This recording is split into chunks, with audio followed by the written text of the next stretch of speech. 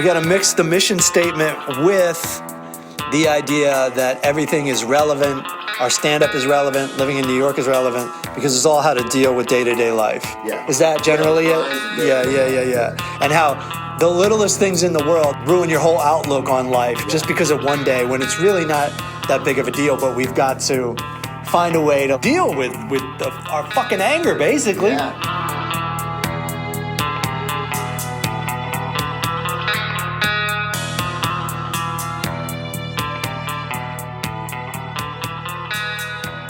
Welcome to the Power of How. I'm here with the usual suspects, Brennan Tassif, Daniel Torrado. Hey. What's up, buddy? Here we are on a tricky day in March. You think spring's coming. Spring ain't coming, you dumb fuck. I was so excited 2 days ago, 60 and sunny. Yeah. No, and it officially became spring, so you're like, Yep. it's on. Yeah, here it's we go. happening. Oh, it is. You're right. We paid our March, you're right, dues. yeah. We paid our dues. But now, Did we? yeah, we made it through winter. That's not a winter. All right, now That's- Canadian minute. What was that? That is not a dude, grueling it's- summer. It's pretty much in Montreal. That's what I love about New York is that we had no snow this year. I know. We had no snow. We had 2 days, right, I think. and then I it was melted the sad. next. Yeah, so this is great. No complaints. You're fine. I'm You're fine. good? Okay. It was weird because I woke up this morning to go to the gym and it was like freezing, like teeth chattering, like cold. And I was like, fuck. So I went home, changed, got ready, and I was like, sweatshirt, heavy coat, layers. Get on the subway. And then when I come out here, it's like the sun's out, it's like 58, and I'm like sweating. And I was Yeah. like, all right, cool, let's go record now. Let's go put it out to the internet. Where it gets very complicated is when you start going in and out of businesses, and Yeah. they're like, "Oh, it's cold." Businesses have 2 modes: cold outside, All right. and hot outside. And if it's cold outside, they crank it up to 80. This is what I never understand: is why people will crank their heat up to a temperature they would never put up with outside. They'd be like, "It's too hot. It's 85 degrees. Yeah, but it's then- too hot." But then Right. inside, they're like, "Oh yeah, I'll take Yeah. it all day Yeah, long." yeah, As soon as they get to play God, they're all about the heat. You know? It's the only time you see American act like pussies when it comes to weather. Weather? Yeah, man. It's unreal. This is this is great, man. Well- this is really like you have no clue. But also, Dude, I would step out of my home Yeah. in Montreal and my eyelids would freeze. Really? Yes. Get out of here. right? It's insane. Yeah. This is a joke. Okay. This is amazing. Please, Daniel, don't hurt. I ain't never seen you talk shit like this. I never seen you come alive He's like fired that. up. Yeah. Sorry for even bringing it up. Let's move on. Let's move on. Everything we've talked about on the show, and it's the weather where he's like, no, fuck this. Well, it has to do with ultimately why I bring it up is just like facing the day every day and like the small trials and tribulations. I've been thinking about something that I'll never do. I'll never have the balls to do, which is just drop out of society. Oh, yeah. And like live in the van and like drive around. I'll never do it. Always fantasize about it. I Really? always say no. You fantasize about living in a van? No, the part I fantasize about is not working anymore. But every morning when I wake up, I'm like, I got to at least do this. I got to at least do the promo for the Power of How. I got to at least write 3 pages. And then it leads to the next and the next and the next. And the next thing you know, I'm swimming laps after 8 hours of work. Yeah. That's just Right. how I'm programmed. And I've tried to drop out a million times, but I always show up to work, even on Saturday, Right. even on Sunday. I'm sneaking away from my wife to go write down a joke in the second room over here. So that's just like this weird fantasy I have that I'll never participate in and don't really want. It's just something my brain always goes to. Avoiding work, avoiding pain, avoiding discomfort. Yeah. Which I always face for some reason, even though I feel like I'm averse to it, but I also feel like I'm very qualified to show up because I always do show up. Yeah. It's crazy. You're kind of like a slave to your well-being. Mm-hmm. Do you know what I mean? Absolutely, yeah. Which is kind of strange, right? Because you get your addictions, but then you're if you don't swim, if you don't write your 3 pages, then if you don't write comedy, then you feel like something's missing. Yeah.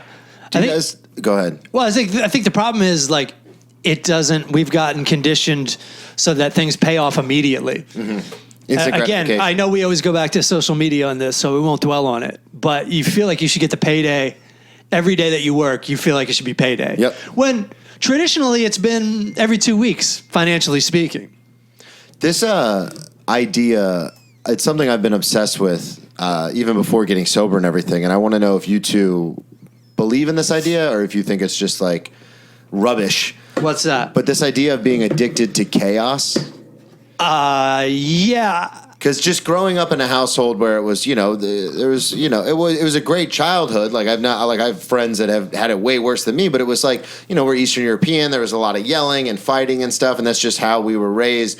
And then I'm sorry, do you mean addicted to chaos or comfortable in chaos? I'm sorry, comfortable in chaos. Okay. Because this is something when I first got sober in 2013, I had a very hard time with. Everything would be going well, and I would start drinking again, just out of the clear blue sky.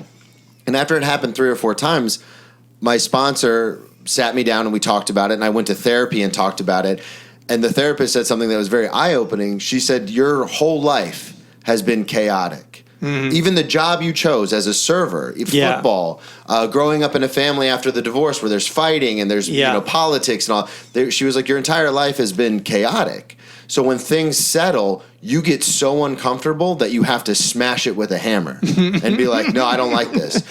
Like, right. And I talked about it, and you guys know this from the one-man show, but the idea of getting out of jail and living in the halfway house, and everything was great. I had a girlfriend. Everything was fantastic. And then within a year, I was drinking again for no apparent reason. Right. And so I want to know, just from the outsider's perspective of 2 people who don't, have problems with drug addiction or alcoholism, do you believe in that? Well, you know what I mean. Yeah, sure. Trust me, I know what you mean. But do you guys believe in that theory of being comfortable in chaos, especially with what we do? Unfortunately, it's the same deal. I seek calm. Theoretically, I seek an even keel. But there's been many times in my life where I just needed to go. I think about my time in Los Angeles when I worked a day job. And then I also, even when I was at the job, I was working on my little show business career and the things I was supposed to do at that work. Then over the lunch break, I would go to an audition, or at the very least, go get some food. Yeah. Then after work, there's either working out and or going to do stand-up, going to write. Then even back then, all right, well, now I got to get drunk on top of that. And then started all over with a shit night's sleep in the morning. You just go right back to work. Yeah. And so the answer is yes, there was something about, I think it was like a perverted sense of staying busy for me. It was just keep going. And then also what I'll still do to this day is when things do become calm and even, some little thing will creep in my head like, well, you need to change something, though, because now... Yeah, that's what I'm talking about. Now, this isn't right. Yeah. Now, this needs to be dealt with. This thing that I never thought about or wasn't a problem yesterday is now a problem now that things are going well. And I even have a project that I'm working on right now, and I just got like something past the goalie in showbiz Hollywood terms, in vague terms on purpose. Yeah. But then I say, oh, I didn't see all these other problems that could affect. I've always wanted to get here, and now there's 3 things I'm uncomfortable with and 3 things to worry about. And, I'm much more equipped to deal with it now. I've got my meditation, I've got my exercise, I got just walking through the city, concentrating on what's good in my life, my relationship. But there's this tendency to be uncomfortable even when I should at least take the day to do a victory lap or whatever and not worry about stuff. Yeah. So I definitely see it that way too. And I got like high blood pressure, and I'm a tense guy. Some people think I'm laid back, but I'm fucking jacked. I'm cranked. I don't sleep. I can't sleep. You're like a dormant volcano. Yeah. I can't sleep. Like I got my issues. Yeah. Okay. I think there's 2 types of people. I think there's people who function in chaos and people who function in order. I remember being in my theater school, the librarian, when you walked in, you couldn't find anything. He was like the reference to find any play, any script, any book. But he was a hoarder. So it was just a disaster when you would walk in. And yet he was able to find anything, anything you asked him. Yeah. No one else. Right. When he passed away, a new librarian came in and everything was put in order, and it lost its soul. Do you know what I mean? Oh, and yeah. she can function in that order, and he could never function in that order. And I think also when I get very uncomfortable when I'm too comfortable. Right. That's why I left Montreal, because I did everything I could have done in that city. Like I was headlining both clubs. I did the festival both in English and in French, and then I kind of hit a ceiling, and I was like, I could live here comfortably, and they, even on the French side, But cold, comfortable, but cold. Well, that's comfortable. That's comfortable. But they even offered me like a career, like a big career on the French side. They offered me like to make a name out of me, and I said I need to grow. I need to go back to New York, and I needed to find comfort within this chaos. But if everything is too easy, then I think life is just it's constantly, you're always going to have challenges, and you need that to move forward, or else you die. You know? But on top of that, for you guys, is there an unrealistic plateau you're always thinking about in your head? Like, as soon as X, Y, and Z that you check off every day on your list, okay, I'll just give you an example. Right. As soon as my TV show is on the air, I'm making enough money to live comfortably, I have a house, and then I can relax. Then I can relax. And then that's always in my head. But I know it's false because I've achieved this list before with other goals, and the goals don't even things out. Fulfill you, right? Yeah. Yeah, they don't fulfill me. I think more importantly, they don't fulfill other people. Right? Like if everyone bowed down and was like, that's the best fucking Craig Ferguson set I've ever seen in my life. Here's $8 billion. So that's part of it too. It's not just me. Did you say 8 billion? 8 billion. Yeah, that's how fucking funny this shit was.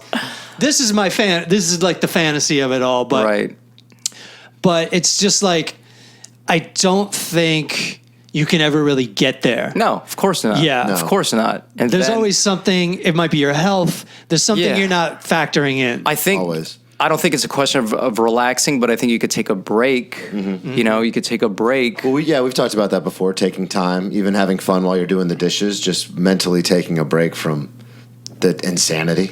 Yeah. Because me, it's every day. Me too. I just got to get to New York, and then everything's going to be okay. Right. Get to New York. I just got to get settled. Once I get settled, it's all going to work out. Get settled. Just have to get past it. You know what I mean? Like, there's always this something. Yeah. Just have to finish the one-man show. Finish it. Right. Just have to finish editing it, and almost done with that. And it's like there's always.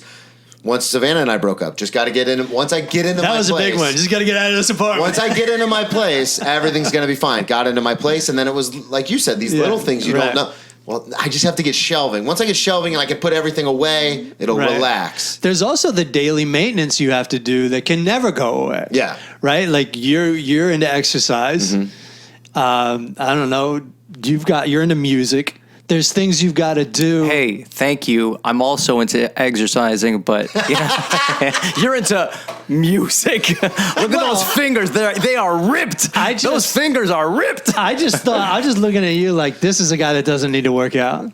That's all I'm thinking. You're in great shape. Yeah. But that doesn't mean you don't like it. I'm not jacked and yeah, but I got this weird belly. Going on. But I think exercise is it should be part of everyone's daily routine, whether it's walking, whether it's running, whether it's lifting weights, whatever gets your heart racing. Besides anxieties, do you know what I mean? Yeah. But we need to, and it's so.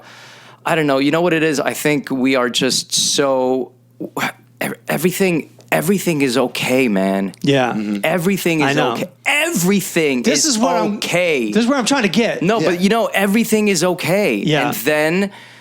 And then we create all this. I know. It doesn't exist. I know. It is just in our minds. And I remember this was wonderful advice from my acting teacher. His name is Richard Pinter, like a guru, like an unspoken hero of the world of the arts. It's beyond acting. He's just he's a genius, and he told me once, it's because we're so good at beating ourselves up. Oh man, we're I like, just hit the Hall of Fame. Tyson has shit because I've been in on the us, game right? for 30 years, and they just feel Made you an animal. Nominated, yeah. So he said tell yourself it's good. You're doing good. It's not good enough, but you're doing good. Right. And it's remembering that first part, because remembering that first part puts you into a state of peace, but it's not good enough keeps you going. Right. But it's always good, and we forget that it's always good. Mm-hmm. It's like when you look at that Metallica video 1 with, right. I know it well. Yeah, exactly. For the audience that doesn't know, it's about this guy that comes back from veteran, war. right. And he has no sight, hearing. Can't speak, He has no arms, no legs, so he's just a bagger person. Right. He just doesn't even know if he's alive, really. Right. Wow. Yeah. And he's just in bed, and just, doctors and nurses are, surrounding him, but he can't even express his thoughts. He barely knows they're there. Basic touch is the only reason he knows they're there.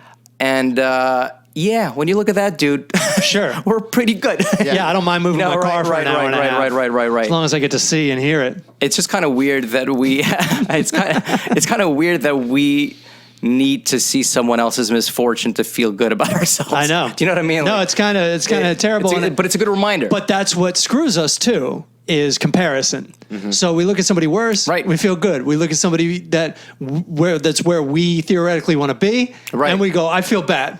Right? So it serves a purpose in one way, and then you have to cut it off in the other way. Right. Comparison is the thief of joy, as Teddy Roosevelt says. I remember I was on a Greyhound, and the bus driver, he was spitting out like these wise quotes. And they were personal quotes. Hold on. Yeah. Where was this? What was the scenario? Greyhound. It was a Greyhound from New York to Montreal, and this guy was... Dude, to this day, I was 19. Right. Yeah. To this day, I still remember what he would say. He was like, he said 3 things that stayed with me. He said, it was crazy. It was so funny. This is all for like $22. Greyhound Drive, right. Yeah. He said, if you snore, don't sleep. And if you sleep, don't snore. And that was number 1. Number 2, if the grass is greener on the other side, that means you should start taking care of your own grass. Oh yeah, that's good. Which I love. Which is exactly what I wanted to say regarding what we're talking about. But and bonus was bonus. New shit was it. I'm only doing the steering. God's doing the driving. You're like, I was like, that's when we started getting afraid. Has God passed his driver test? Right, yeah. For international travel? But it was cool to get that for, like you said, $22. And it's true. It again comes down to comparison, but just start taking care of your own grass. Yeah. On that note, I did take an Amtrak from Florida to New York one time, which is a bad idea. I'd like to first put that out there. Don't ever do that. But after about 20 hours of this trip, the woman who, I don't even know what you call her, she just makes sure everybody's sitting in the right seat and all this stuff. She comes in and she just starts preaching about Jesus. Really? I'm like, this is not what I paid for. I should have gone on American Islands. They're atheists. But she was what? She was the... Like she, she's the person that goes in. Not the conductor, but like not the ticket. Yeah, she's just like the ticket taker later. That's hilarious. And then she just starts talking all about. I specifically remember like she going like, when you don't have any money, but your rent still gets paid. And I was like, that's Jesus. And like the thing was, I'm like, I'm not in the mood. But then like 10, 20 people were like, Amen. Amen. Right. I've had that happen to me 2 separate times in the South. I was living in New York for like 6 months, and I went home to visit my family. And I had kind of gotten used to the Ubers and Lyfts and the taxi service up here, where nobody talk. You just don't talk, which I love. And then I went back home, and I took an Uber from the airport to my grandmother's house. Same thing. I think it happened to be on a Sunday. And she's like, "Oh, you just flying in? You didn't go to church today, boy?" And like just Jesus the whole way, which I'm fine with. I'm in the South. Of course, right. I get it. Yeah.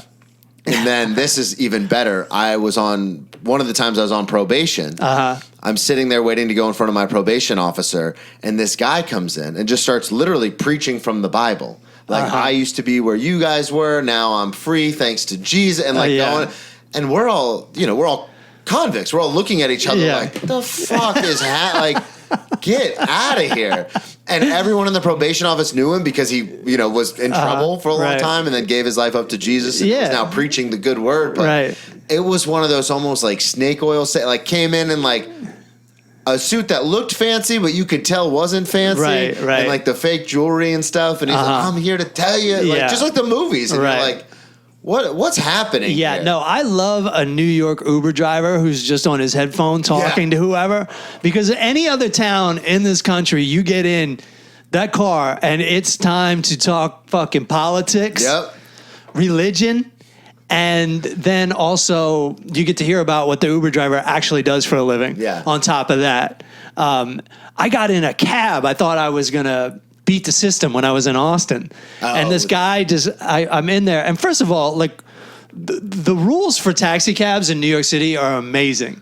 There's like all these standards we just take for granted. I got in a cab in Texas and it was just, there was like firewood in there and just like, it was dirty and it was trash. And the guy, he's listening to some radio station that's talking about how, Ukraine is in the wrong and Russia's in the right. And then he's talking over that to tell me the same thing, but I can barely understand him.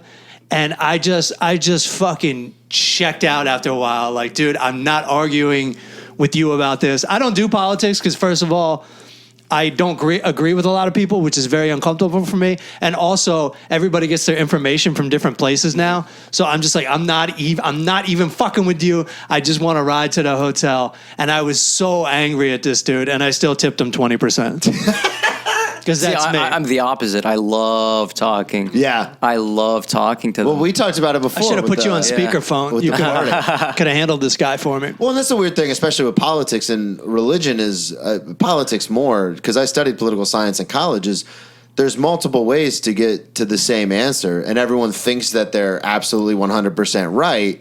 But it's different. Right. Like what people need in the Midwest is different. What people need in major cities is different. What people need in the South where the weather's different. So it's all different. So people will get in and I was just having this conversation yesterday because I had mentioned to someone that I own guns in the South and they like lost it. And I was like, well, it's more and again, it goes down to that. If you grow up in the Northeast where, no one has guns because it's like super duper hard to get them. They're super illegal. There's these cops everywhere. Yeah, on top of that. So I was just like, oh well, no, it's just something we have in the South. You just, most people have them. It's not like in my head, just growing up with it. It's not something It's home security. Yeah, and she like lost it. And but it just brought me back to the point where I was like, well, yeah, obviously when there's a million cops everywhere, I don't own a gun in New York. I'm just saying when I lived in the South, I did. Because it's neighborhoods. You call the cops, it could take 10, 12, 15 minutes for them to get there. Everybody's dead at that point. Exactly, So it's just interesting, the point you're making where it's like, I don't... There's absolutes now. Yeah. Everybody's got absolutes now. But that's not how it works. But it's so weird, and this is, to me, it underlines the craziness of this country, because this country is diametrically opposed. Like the people are, you know, yet they're opposed. But sometimes when you really think about it in some way, they're opposed, but they believe in the exact same thing. Oh my God! It's like like if you are against abortion, it's because you believe in human rights. But if you're for abortion, it's because you believe in human rights. If you are for guns, you believe in public safety. But if you're against gun, it's because you believe in public safety. You know, if you believe in I don't know, the vaccine, for example, if you believe in the vaccine that they're good, it's because you don't want to die. If you're against the vaccines, it is because you believe that, you know, you don't want to die. Yeah, and so it's like you're agreeing on everything. And Trump, like same thing. Like people might hate Trump because they think he's a racist, but people might love Trump because they he's think a racist. right, exactly. Exactly. So it's like it's insane how, you know, and nothing is so black or white. Everything is nuanced. Everything has shades of gray. Everything. Like, you know, sometimes I believe abortion is right. Sometimes I believe abortion is wrong. Right. Sometimes I believe guns are good. Sometimes I believe, you know, guns are bad. I feel like guns are good for Brennan and bad for you know, certain people I've seen in the news. That's how I diffused the situation, by the way. Right. She was like, oh, guns. And I said, hey, did you get your tickets? Speaking of guns. Right. And then she laughed, and I immediately changed the subject. I was like, I'm a fucking professional. Don't. You know, there's nothing. It's like the yin and the yang. And the black, there's a little bit of white. And in the white, there's a little bit of black. Nothing is black and white. It's like, yes, you know, we look balanced. We have 2 arms, 2 legs, 2 eyes. Everything in the center is aligned. The nose, the mouth, the belly button, vagina, penis, whatever you have. Right today, who knows? Whatever you are. It's a thin line on some of those. So everything seems so balanced and centered. Yet on the inside, you know, you have the heart on one side, the lungs on both. Nothing is balanced on the inside. Yeah. So nothing is, and to want to believe that you're fully right about a topic or fully wrong about another one is the insanity of this. You know, I had a show yesterday, and we were just talking about it's very, you know, you know, it's at a cool hotel with cool people, right? It's like we were surrounded by supermodels. It was just, you know, and one of the comics, she was like, well, you know, she was saying like, how do you feel about these? She asked us like, how do you feel about these women? Like you guys, like, how do you? To me, I'm like, you know, there's no, if beauty exceeds the physical aspect, you know, if you could be physically beautiful, but you could be very unattractive, you know, like not 100%. Because you're beautiful that you're attractive, right? And it was insane how like you it almost she felt kind of out of place. We all felt out of place because it's not our world of, you know, models, and yet we focus so much on the differences. Oh, like they're wearing makeup and dress, and they're so superficial, and we're so much better because we're not superficial. But I also realized this discussing with her is that we get our confidence from exposing our insecurities as opposed to they get their confidence from hiding their insecurities.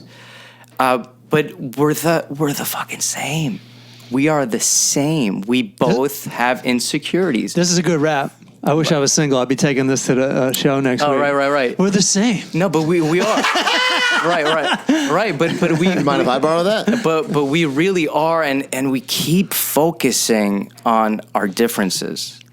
And that's why the world is the way it is today, as opposed to like seeing this person that you would think you would hate or you don't associate with, and just what's the good in there? What's the, you know? Have you seen a movie called Quartet? No. It's this wonderful movie with Christopher Walken. Ow. Yeah. That wasn't bad.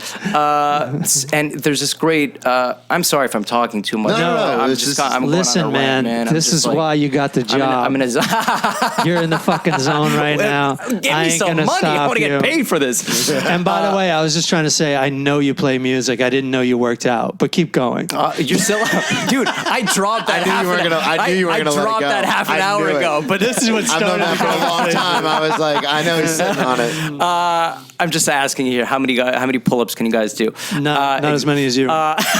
No, but so in that, there's a scene which I love. It's probably one of the most beautiful scenes I've seen in a movie, and he is giving a class. He's a teacher, and I'm going to paraphrase, but he talks about his experience as a young musician, and he played in front of a maestro, and he kind of tanked. He bombed horribly, and then he saw his idol, the maestro, and the maestro said, "You played beautifully."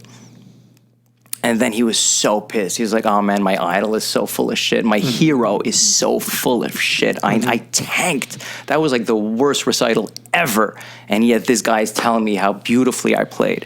So then he sees him years later, and he bumps into him. He's like, "Hey, remember we met a while ago, and you told me how beautifully I played, but I tanked. It was horrible. Why did you lie to me? Yeah. Why did you tell me how beautifully I played?"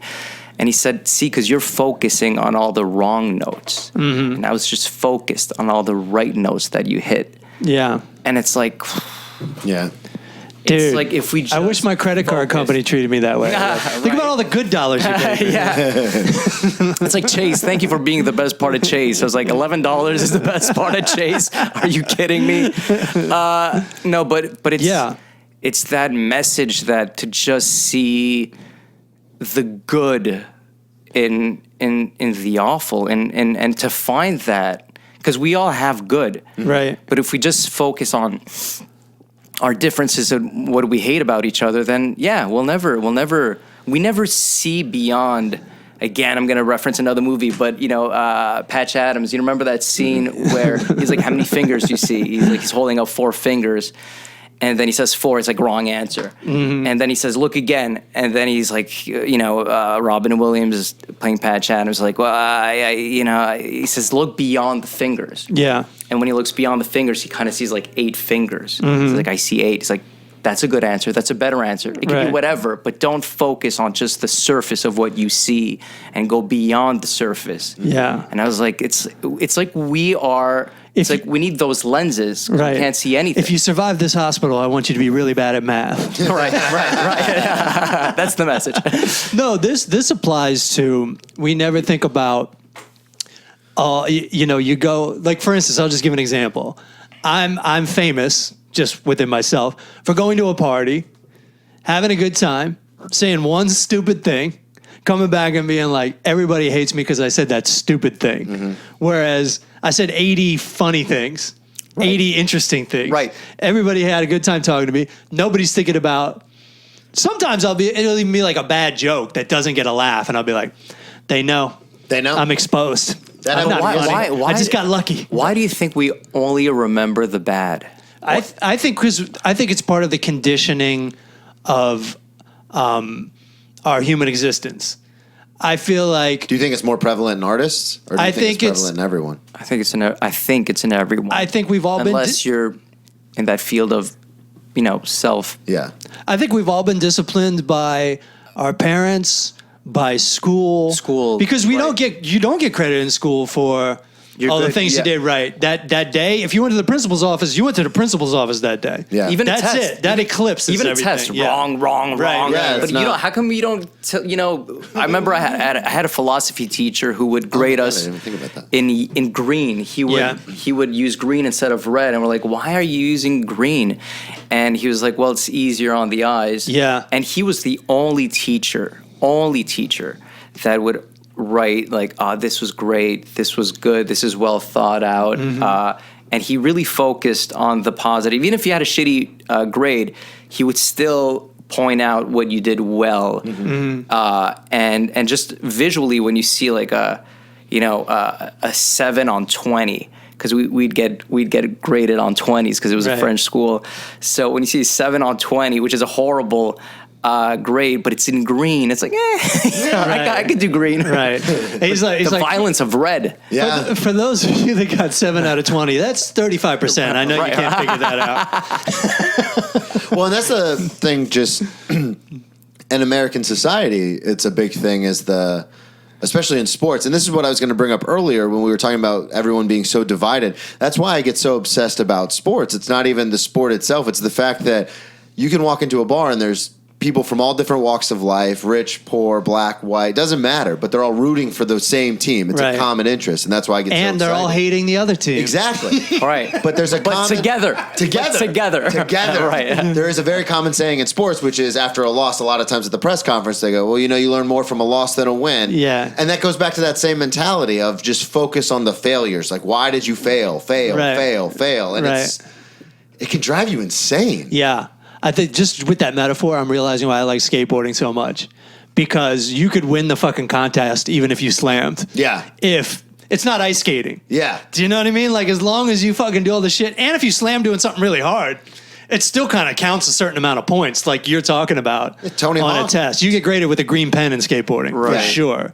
Yeah. Tony Hawk cool, had to try the 900 like 12 900 times, yeah. That X Games. Yeah, that was just at the X Games. He's been trying it for he forever. said years, Yeah, like a decade he had tried it for. Mm-hmm. And so it's fascinating to me, this whole... Yeah, what's he going to think about? Like the first 10,000 he didn't make? Or is he going to think about the one time he did make it? Yeah, absolutely. Yeah, that's interesting. I did that same That's thing. Edison, right? Go ahead, I'm sorry. No, I was going to say I did the same thing that you were just talking about, though, about the party thing. I did that literally yesterday. Mm-hmm. I went to a mic because I have 2 shows tonight for a charity thing, a fundraiser. And so I was like, I'll go to the mic and make sure, we're all good. And so I was at the mic and I was holding court and everyone's having a great time. And I just had a big comic on my other show. And so everyone's asking, oh my God, what was that like? How did you do? And everything's going great. Like, we're talking about stuff. Literally, it's a great time. And then I said one stupid fucking story. And I was all loud and boisterous, like holding court about it. This could be a good was I a dick. And I say this one stupid fucking story that involves well-known people in our community, the comedy world. Yeah. And then I left, and I immediately called my friend, and I was like, everyone fucking hates me. I'm a piece of shit. Like, someone's going to text that person and be like, Brennan's talking shit, even though I wasn't, but just the context, they're going to be... And I was miserable for like a few hours. Like, why the fuck? But nobody remembers. Nobody cares. Nah, no one's as interested as you are. I know, but I just don't know what that is. But there are some people that like hold a grudge. Yeah. I mean, ultimately, I just want to give one example of the opposite of that idea, which is one time I was doing this show in Ontario, California, which is a long way from Los Angeles, driving-wise. Mm-hmm. And this girl brought Ralphie May to the show. And she was like, hey, Ralphie lives in L.A. You live in L.A. Can you drive him home? But I was like, no, I can't because I have to hang with my girlfriend. We're fighting right now. And I can't go into Hollywood and then come back to East Hollywood. Yeah. Like, it's just going to take too long. And I'm already on the skids with my lady and I got to see her. Right. And, you think, based on this conversation, we say, well, no big deal. You're not really a dick. She's the one that brought him. Yeah. She's the one, blah, blah, blah. It's all on her. Well, every time, like, even they'd be like, when I was supposed to be on a show with her, like 10 years later, they'd be like, yeah, she didn't come. And also she was like pissed that you didn't take Ralphie May. What? Wow. And I'm like, I knew it. I knew she was still pissed. And then at Ralphie May's funeral, I saw her and we both gave a look like I didn't even bother. Oh, but I knew she was like holding the grudge. God. Wow. I do that though. I'm not gonna lie. I do that. But the reason was like the reason we still knew each other. That's the only reason we know each other. Yeah. So like us acknowledging each other is acknowledging that. Yeah. That just was so. But at that point, I didn't care. Yeah. Obviously, I've been like, that's on you. Anyways, it's funny. My grandfather. That's the counter argument. Yeah, my grandfather would always say, "I forgive you, but I won't forget." Yeah, But that's not forgiving. No, that's not forgiving. Mm-mm. And I'm a big grudge guy, though. I get so slighted, and I know. No. Because I know, dude. Me too, man. Me too. It's me too. It's I think I have a list of everyone who's big time me. No, but you know what? It's it's a hard thing to let go unless they do right the next time. Yeah, or somehow, But there's something there. It's like. Well, it comes down to survival, right? Mm-hmm. I mean, it's kind of a fool me once thing. Yeah, yeah. If someone's a piece of shit to you, your brain says, well, we can't trust that person anymore. That's what it's for. Yeah. But once it becomes counterproductive at a certain point, say that person is still in your mix of friends and you're going to be a dick at the party. It takes more effort. It's not, more effort. And then you all of a sudden become the bad guy because now you're the one acting like a dick. And we've seen that on stage before. What do you mean? Where people are like, you go after an audience member because they won't shut the fuck up. Yeah. And then you take it one step too far, and then the audience turns on you. And you're like, wait a second. We were all against this person. Yeah.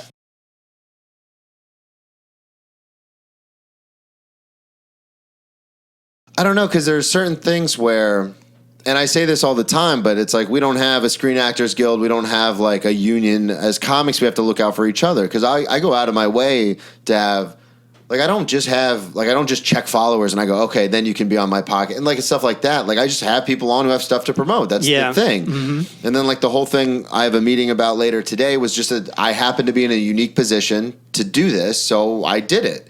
And I was just like, yeah, this is what we do.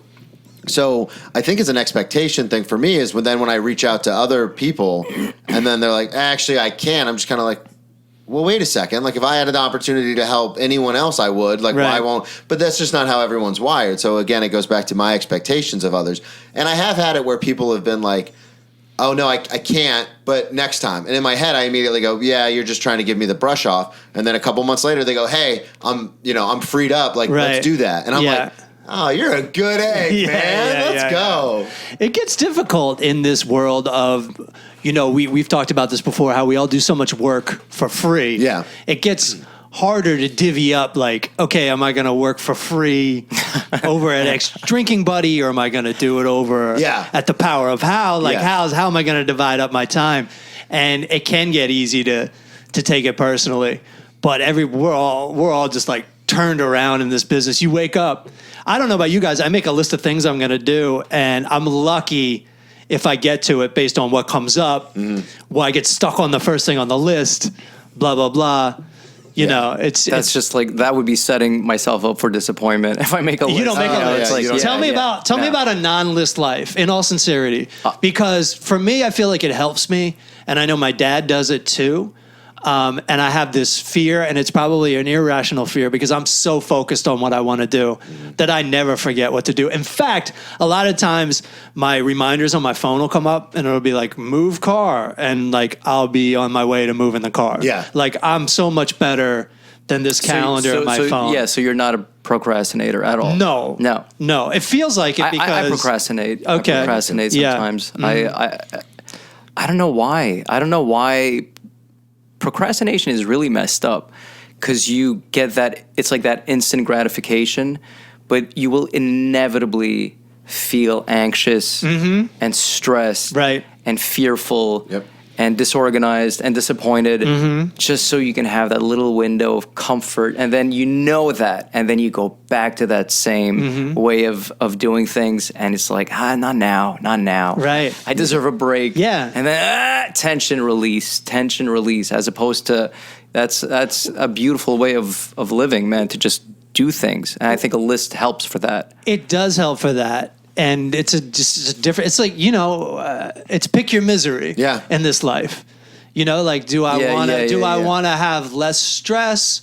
See, I can't escape stress. So if I say I'm going to take it easy today, I experience those problems you're talking about where it's like, I should be. And that comes back down to survival, I think. Yeah. You can't just sit on your ass when there's deer to be hunted or like plants to be grown, because you're going to need it later, and it takes time. Yeah. But on the other hand, we know for a fact in this society, we are way too stressed out, and it's killing us. So it's really, I mean, obviously you need to do both things in one day. For me, the way it works, and I know we've been meaning to talk about self-help for a long time, a book I read, which I can never unread, is a book called The War of Art. Yeah, I just get it. And it was almost... I thought you were going to say Lolita. Yeah, of course. Of course. I just can't stop seeing these images in my head. I wish I never read that book. Because... Cancel. Yeah. I was always into MILFs. And then... I'm just fucked now. No, but this book, I'll probably be like 78 years old, and it's still, I've been, because when I first started doing something creative, well, when I first started, you just have the instincts and you're drawn. Mm-hmm. So let's take skateboarding and playing guitar. I was just drawn to it. I would definitely get around to it every day. It wasn't anything I needed to worry about. And same with stand-up. But once it becomes your official job, it's almost like this book is like, well, you better clock in when you wake up and get it done. If you are going to rest, you're going to do it at the end of the day. Because if you don't do it at the beginning of the day, you can't do it later. That's the mentality, especially with creative things. That's what this book says. And that has kind of worked for me. And, but there's also something to what you're talking about. And you referenced a writer before who was like, he would put it off and put it off. Paulo Coelho, yeah. And then it would just drive him so nuts that he would still face it by 5 p.m. or whatever anyway. Right. And I think musicians live in a different world. But no, writers too are famous for procrastination and quote unquote writer's block, and all these things. What the book says is there's no such thing as writer's block. You just gotta play the numbers. Get up, and fucking write. Right? Yeah. It's gonna suck. It's gonna suck. It's gonna suck. And then on page 81, it's gonna work out. You told me about that book when I first moved here. It changed my life. I just worked on a script for a year for this production company. They sent me back to rewrite. And they're like, well, let's see this movie version of it. I wrote a movie version that was completely different. And they grabbed the rough. It's not even ready. They grabbed the rough and they're looking for, they're moving forward. Yeah. Whereas I just worked on one thing for a year. But I don't think if I think if I just put it off for a year, I'd be where I started a year from then. So then it would take 2 years. It's like you got to do all this nonsense to get to the thing. Whereas, and I'm sure it works with exercise too. Yeah. It's like for a while you can't figure out how your exercise can be efficient. And then all of a sudden you figure out what works for you based on your mistakes and your failures. Yeah, and you put your effort, also your green marked effort. You build on that. Mm-hmm. You can't start lifting heavy until you warm up. Yeah. Well, and that goes back. We actually had the conversations about something similar. I can't remember what episode it was on, but talking about the script writing and stuff, how you work on stuff for so long, and then you're just like, this is trash. Like, I'm not going to sell it. Like, I'm not going to even pitch this. And it's like you had talked about, you had like 5 or 6 things that were just first drafts that you just got rid of. 5 or 6. Or like Daniel too. Like we've thrown away so many scripts. Yeah. But it's like you said, you have to do all that to get to the one that you're using. What my friend Randy said that is just brilliant. It's like you're always waiting for that good idea. When I get that good idea, then I'll be able to write the script, no problem. Yeah. He goes, my friend Randy's like, there's no good ideas. There's no good ideas. It's like, you just got to work on the fucking idea you got. Yeah. What's Goodfellas' idea? Well, let's make a movie of the Henry Hill book. Is that Goodfellas? There's that idea. It became Goodfellas. Yeah. Are we at Goodfellas when we decide to do that? Not even close. No. Right. Martin Scorsese's got to get a hold of it. Mm-hmm. Then you got to get De Niro. And work on it. And he's got to work on it and work on it and work on it. And when you're filming, work on it even harder. And come up with ideas on the spot when you're working. How many garbage movies have we all seen? Or garbage shows where you're like, how did this get... Well, I'm sure the script looked good. And then they just... No, the script was shitty. And someone bought the script. And some director signed up on it. And hired actors and a whole crew. And then after every shitty take, they would say, perfect, cut, next scene. That's a wrap. And it's fucking done. The story of all the Coolies time. Too. Yeah. It's dude. On Netflix, the amount of just garbage. Yes. Yeah. Yes. And there's no more. It's the death of cinema. Mind you, I did see a wonderful television show called Daisy Jones and the Six. Mm-hmm. Have you heard of this? I've heard a lot about this. I've heard something about this. Yeah, it's with the granddaughter of Elvis. Yes. Yeah. Okay. Yeah.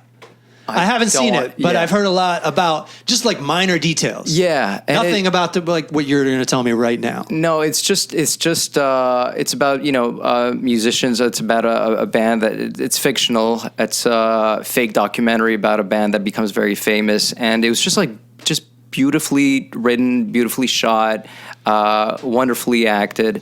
And they're like, what we were talking about, it's never enough. And there's a scene in that movie where they've reached the top. They're both addicted to drugs. They're both extremely famous. They have everything they wished for.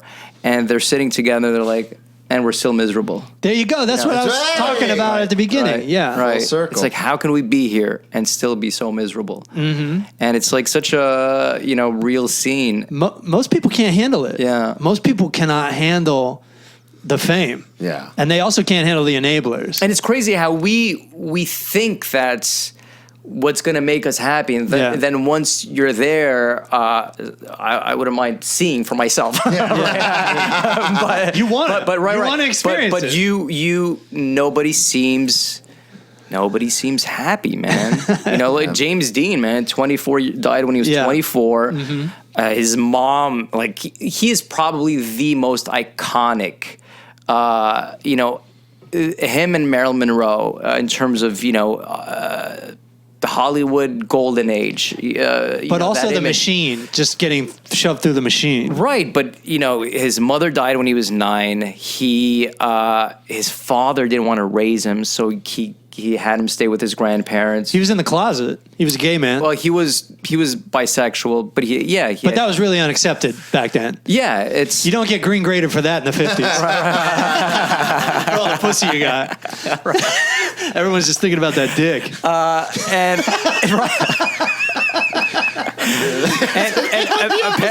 Apparently he Thinking about that dick. this is going to stay on here. So That's the world we live in. And yet he dies at 24. Only released 3 films. Yeah. And yet, what a wreck of a life, like completely miserable. Mm-hmm. And you just, to me, one of the most beautiful actors I've ever seen on screen. Like to his performance on East of Eden, Rebel. I wasn't crazy about Giant because he plays like an older, right? Which I didn't buy.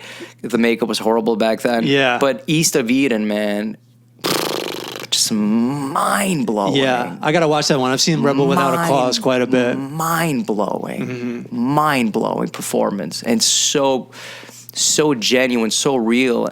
And Kazan, which was the director, really played on the reality of emotions, a lot like Kubrick would do, and just kind of like torture people. And the guy playing the father in East of Eden, there's a beautiful scene in that movie where they couldn't stand each other. The guy playing the father and James Dean, they were enemies. Mm-hmm. And he tells Kazan right before a scene, he says, "All right, whatever you do, just don't let him get near me. I cannot stand him. Do not let him get close to me in this scene." He says, "Don't worry. I just want to get this over with." And he's like, "Kazan, I got it." He goes to James Dean. He said, "All right, on this scene, I want you to get it as close as you can to his face." And then you see the scene, and it's a real scene. Yeah. It's one take, right. And he just gets, and he's so like repulsed by James Dean. And he's so infuriated, but you can't say cut. You can't like get out of the scene because that was a fortune. Film was a fortune. It costed a fortune. Yeah, so yeah, you yeah. had to just like stay with it. And what a real moment in film and like in cinema. Right. And I don't even know why I'm talking about this, but well, it's interesting to me. No, right. But it's just the beauty of truth. Mm-hmm. Yeah. Of truth. 'Cause that's what acting is. Acting is living truthfully under the given imagined circumstances. Yeah. But truth is always there. The best acting I ever did is when my friend, the director, like really, whenever I visit LA, I schedule too many things. Mm-hmm. And then right at the last minute, the director was like, "Let's shoot this extra scene. We don't have it." And so I've got all these appointments to get to, but I'm supposed to be like annoyed and upset in the scene. But I was actually like really annoyed and upset and thinking I was going to be late and everything. And it's the best part of the of what we taped. Right. You know? Right. Because it's honest. Mm-hmm. And I feel, that's what I liked a lot about Daisy Jones and the Six. You check it out. The music is lovely. It's beautiful. It's like well written.